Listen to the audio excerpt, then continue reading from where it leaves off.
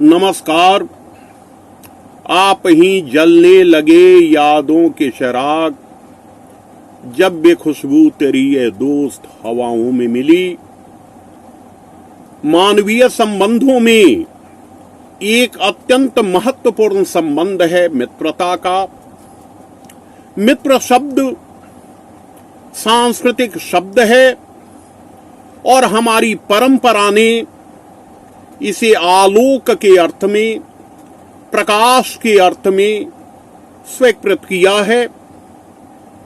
मित्र शब्द का उल्लेख ऋग्वेद में मिलता है, जहां एक वैदिक देवता के रूप में इस शब्द का प्रयोग हुआ है। वेदों में मित्र को महान आदित्य बताया गया है, वहां मित्र और वरुण का उल्लेख है।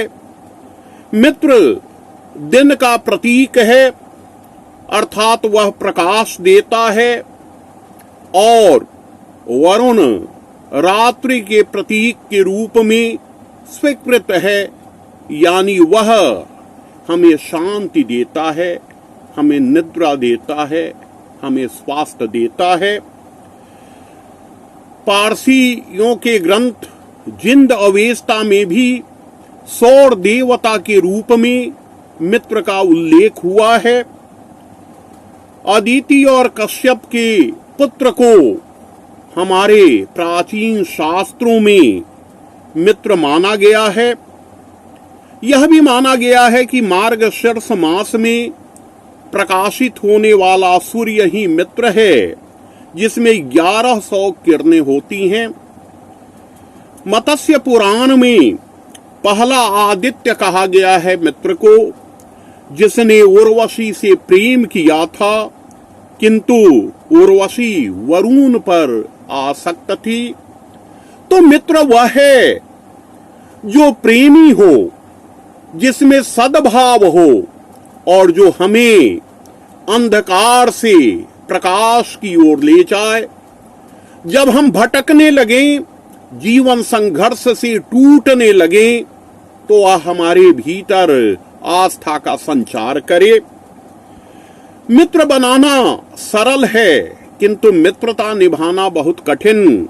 यह वाल्मीकि रामायण का सूक्त है। मित्र परम गति है, यह वाल्मीकि रामायण के किष्किंधा कांड में वर्णित है। जो सेना के नष्ट हो जाने पर भी साथ देता है, वही मित्र है। यह महाभारत के द्रोण पर्व में कहा गया है। मतलब यह है कि जो हर स्थिति में आपके साथ हो और आपको आपके लक्ष्य की ओर, आपको आपके जीवन मूल्यों की ओर ले जाए, वही सहचर मित्र कहलाता है। किसी शायर ने कहा है कि जान देकर मोहब्बत निभाना खुद फरिश्तों की हस्ती नहीं है, दोस्त बनने के काबिल तो बन ले, दोस्ती इतनी सस्ती नहीं है। दोस्त कहा जाना बहुत आसान है, लेकिन दोस्त बनना बहुत ही कठिन है। उर्दू के शायर फिराक ने कभी कहा था कि मुंह से मैं अपने तो कुछ न कहता फिराक, मुंह से मैं अपने तो कुछ न कहता फिराक, है तेरा दोस्त मगर आदमी अच्छा तो नहीं। तो जो अच्छा आदमी नहीं होता है, वह दोस्त बन भी नहीं सकता है। रामचरितमानस में तुलसी ने लिखा है कि सठ सुदरहि सतसंगति पाई, पारस परस को धातु सुहाई। मित्र उस सतसंगति की तरह होता है, जिसके साहचर्य से हमारे भीतर के सद्गुण हैं, उनका विकास होता है। आज हम जिस दौर में जी रहे हैं, वह वैश्वीकरण का दौर है। आज पूरा विश्व एक बाजार है और हर संबंध को देखा जा रहा है अर्थशास्त्रीय दृष्टिकोण से। ऐसे समय संबंधों की पुनर्व्याख्या आवश्यक है। मानव का जीवन संबंधों के निर्वाह से संबलित होता है। हम संबंधों में जीते हैं। हम किसी के पुत्र हैं, किसी के पिता हैं, किसी के पति हैं, किसी के भाई हैं, किसी के मित्र हैं, तो हम संबंधों में जीते हैं। और आज संबंधों के बीच एक अजनबीपन आ गया है। 20वीं शताब्दी के पूर्वार्ध में जनार्दन झा द्विज ने कहा था कि दानवता की विजय पराजय मानवता की घोर अनय है। बात पर आए की मत पूछो, हमें हाय अपनों का भय है। तो जिस अपनों से हमें भय होता है वे अपने हो ही नहीं सकते और वे मित्र कदापि नहीं हो सकते। तो आज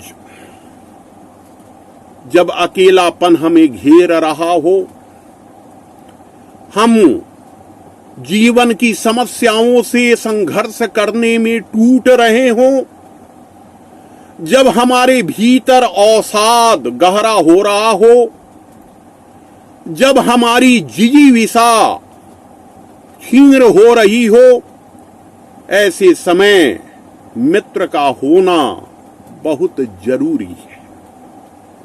इसीलिए किसी शायर ने कहा है कि दुश्मनी जमकर करो लेकिन ये गुंजाइश रहे, जब कभी हम दोस्त बन जाएं तो शर्मिंदा न हो। वह आदमी श्रेष्ठ होता है जिसके पास एक सच्चा मित्र होता है। महाभारत के प्रसंग को हम बार बार याद करते हैं कि कर्ण ने, सूर्यपुत्र कर्ण ने मित्रता के निर्वाह के लिए अपने भाइयों से युद्ध किया था और मित्रता की मर्यादा के निर्वाह के लिए अपने प्राणों की बलि दी थी। इसीलिए दिनकर ने रश्मि रथी में कहा है कि मित्रता बड़ा अनमोल रत्न, कब इसे तौल सकता है धन। हैसियत से, ऐश्वर्य से, वैभव और संपदा से मित्रता नहीं होती है। दो हृदय जब मिलते हैं, उनके विचार मिलते हैं, उनके लक्ष्य मिलते हैं, उनके संस्कार मिलते हैं, तो वे मित्र होते हैं। हमारे यहां भार्या अर्धांगिनी को भी मित्र माना गया है। वह भी साथ देती हैं, वे भी सन्मार्ग की ओर ले जाती हैं। इसीलिए कहा जाता है कि हर सफल पुरुष के मूल में कहीं न कहीं उसकी पत्नी या एक औरत की भूमिका होती है जो मित्र के रूप में होती है। तो आज जब हम कपट के युग में जी रहे हैं, जब हम अवसरवादी हो गए हैं, जब भौतिकता की ओर हमारी सभ्यता उन्मुख होने लगी है, इस समय ऐसे संबंधों पर संवाद अपेक्षित है। संवाद की इसी श्रृंखला में आज मित्रता पर मैं आपके बीच हूं। मैं जब अपने जीवन को देखता हूं, अपनी जीवन यात्रा का स्मरण करता हूं, तो मेरे कुछ मित्र जिन्होंने मुझे लक्ष्य तक पहुंचाने में मेरी सहायता की है, जिन्होंने मेरा साथ दिया है, मेरे दुख में, मेरे संघर्ष के दिनों में, जिन्होंने बार बार यह स्मरण कराया है कि तुम एक उद्देश्यपूर्ण जीवन के लिए जाने जाओगे, इसीलिए चलते रहो, चलते रहो। उर्दू के एक शायर ने कहा है कि बात कम कीजिए, जहानत को छिपाए रहिए, अजनबी शहर है यह, दोस्त बनाए रहिए, दुश्मनी लाख सही खत्म न कीजिए रिश्ता, दिल मिले या न मिले हाथ मिलाते रहिए। तो आज की दोस्ती हाथ मिलाने वाली दोस्ती हो गई है। आज जब जरूरत होती है तो कई लोग किसी प्रभुत्व वाले व्यक्ति को मित्र बना लेते हैं, और जब उसका प्रभुत्व घट जाता है तो फिर उससे मुंह फेर लेते हैं। हम इस तरह के जीवन बोध में जी रहे हैं। मित्रता इस तरह के जीवन बोध से हमें मुक्त करती है और वह बताती है कि नहीं, मनुष्य एक सामाजिक प्राणी है।